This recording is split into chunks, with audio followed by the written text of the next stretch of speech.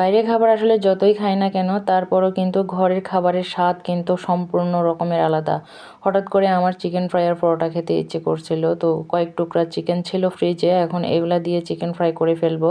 তা একটু গোলমরিচের গুঁড়ো আর একটু লেবুর রস আর যে ঘরে থাকা যা যা মশলা ছিল, আদা রসুন পেঁয়াজ যা যা ছিল, এগুলোকে ভালো করে মেখে এখন ম্যারিনেট করে রাখবো কিছুক্ষণের জন্য। যেহেতু চিকেন ফ্রাই করবো তো ম্যারিনেট করে রাখতে হবে। তো এখন এগুলাকে ভালো করে মেখে আমি ম্যারিনেট করে রেখে দিলাম। এখন এখানে পরোটা বানানোর জন্য ময়দা নিয়ে নিলাম, সাথে একটু চিনি লবণ আর একটু যে দুধ পাউডার একটু ডিম দিয়ে দিব, যেহেতু বাচ্চারা খাবে আর এগুলা এভাবে বানালে আসলে বাচ্চারা খেতে খুব পছন্দ করে।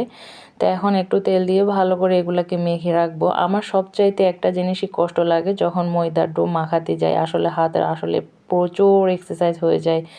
তো এখন এগুলাকে ভালো করে মেখে কিছুক্ষণের জন্য রেস্টে দিয়ে দিব। পরোটার ডো আসলে আগে থেকেই মেখে রাখতে হয়। তো এদিকে পরোটার ডোটা মেখে রেখে চিকেনগুলো ফ্রাই করার জন্য চলে আসলাম, ততক্ষণে এগুলো আসলে কুক হয়ে যাবে। তো ভালো করে উল্টে পাল্টে এগুলাকে ভেজে নিব। যখন এগুলো ফ্রাই হয়ে আসবে উপর থেকে একটু কাঁচা পেঁয়াজ দিয়ে দিব। কিছুক্ষণের জন্য ঢেকে রাখছিলাম আমি আসলে, তো পেঁয়াজগুলো নরম হয়ে গেছে। এখন উপর থেকে একটু সস দিয়ে ভালো করে নেড়ে চেড়ে নামিয়ে নিব। এই তো আমার এটা ফ্রাই হয়ে গেছে। খুব সুন্দর স্মেল ছড়াচ্ছিল, পুরা ঘর আসলে স্মেলটা মো মো করতেছে। বাইরে যখন আমরা গ্রিলের দোকানের পাশ দিয়ে যাই তখন আসলে এই স্মেলটা পাওয়া যায়, খুবই ভালো লাগে। এখন ওই স্মেলটাই পাচ্ছি। তো এখন এই যে এখানে চলে আসলাম পরোটা বানাবো। এখানে সবচাইতে বড় কষ্ট লাগে এটাই যে এগুলা নিয়ে প্রচুর টানাটানি করা লাগে।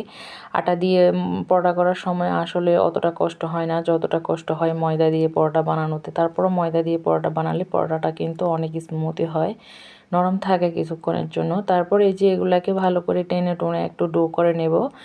ডো করে রেখে এভাবে কয়েক মিনিটের জন্য রেস্টে রেখে দিব যাতে এগুলো ভালো করে অ্যাবজর্ব হয়ে যায়। এখন এগুলাকে ভালো করে আস্তে আস্তে বেলে নিব। আর এদিকে দেখো আমার পিচি খুশিতে লাফাচ্ছে, সে পরোটা খাবে, কতক্ষণে হবে এটা সে ওয়েট করতেছে। আর দেখো এখানে ওয়েট করতে করতে সে একটা কাজ করে ফেলেছে, যে আমি এখানে কর্নফ্লাওয়ার আর তেল মেখে রেখেছিলাম, এখানে সে লেবুর রস দিয়ে দিয়েছে। তো এটা আসলে মানে একটু টক দইয়ের মতো হয়ে গেছে, কি আর করা, তারও তো একটু কাজ করা লাগবে। তারপর হাতে হাতে আমাকে অনেক হেল্প করে, সেটা অনেক ভালো লাগে। আলহামদুলিল্লাহ, তার এই ইমপ্রুভটা ছিল না, এখন আস্তে আস্তে হচ্ছে। সে এখন অনেক কিছু বুঝে, আমার হাতে হাতে মোটামুটি অনেক হেল্প করে, যে এটা সেটা এনে দাও আমাকে, তো এনে দেয়। তো এখন এগুলাকে ভালো করে আমি রোল করে ছুরি দিয়ে কেটে নেব, যেহেতু আমি একটু লাচ্ছি পরোটা বা লেয়ার পরোটা যেটা বলে সেটা তৈরি করব। সবগুলা পরোটা বেলে ভালো করে এখন ছুরি দিয়ে কেটে নিচ্ছি। এই যে দেখেন খুব সুন্দর একদম ফুলের মতো হয়ে গেছে। এইভাবে চাইলে কেউ খাস্তা আর কি জানি বলেন নিমকিও বানাইতে পারে, এগুলা জাস্ট একদম ফুলের মতো দেখাচ্ছে। এইভাবে ফ্রাই করেও খাওয়া যায়, সেটা একটু নিমকি টাইপের হয়ে যাবে। এখন আস্তে আস্তে এগুলো একটা একটা করে বেলে নেব।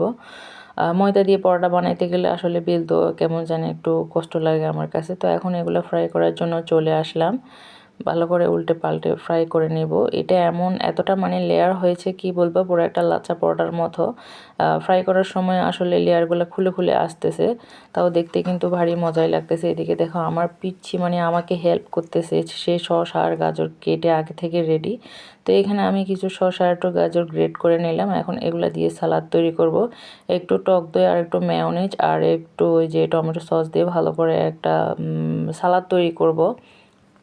কোনো একটা কিছু খেতে মন চাইলে আসলে হাতের কাছে সব উপকরণ থাকে না, তারপর যা যা আছে মোটামুটি এগুলা দিয়ে আসলে তৈরি করে নেব।